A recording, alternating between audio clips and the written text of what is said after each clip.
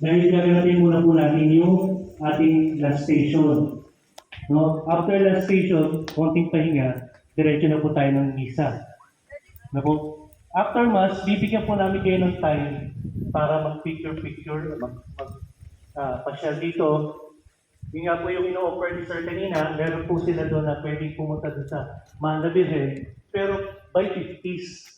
No po? Pero mamaya pa po yun, tatapusin muna po natin yung misa. No po? So, pahinga muna po tayo.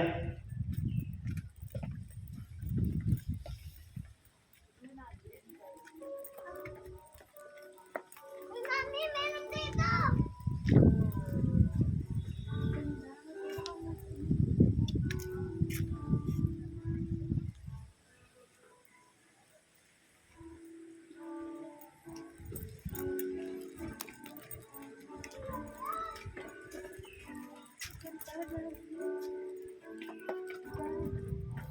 Wow.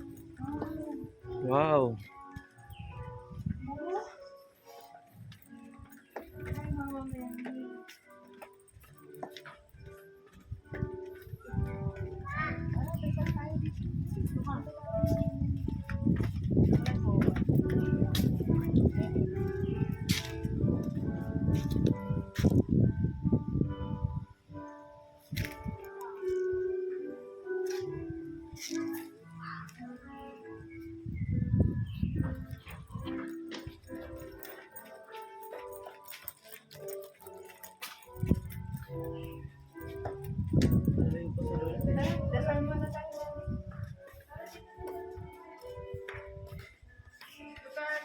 Okay.